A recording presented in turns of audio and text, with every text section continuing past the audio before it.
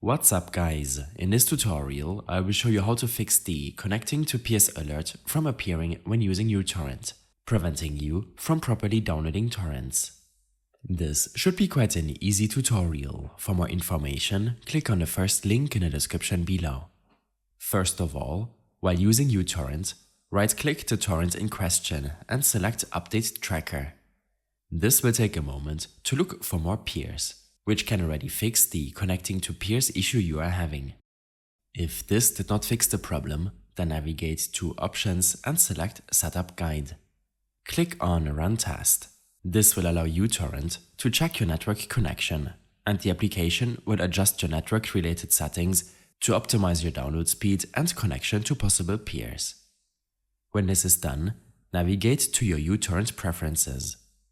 Under Bandwidth, make sure to set your maximum download rate to 0. This will uncap your download speed for uTorrent.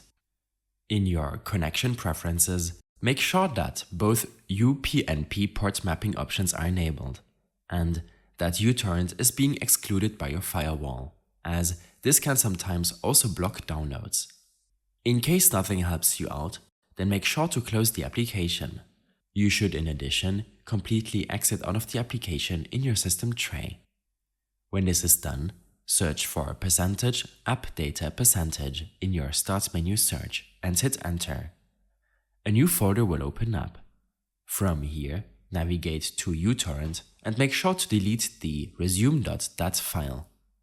This will recreate the file once you reopen uTorrent, and it will in a lot of cases fix the connecting to peers problem. Lastly, ensure yourself that you're using a reliable network connection. In case you're using a VPN service, then make sure to disable it.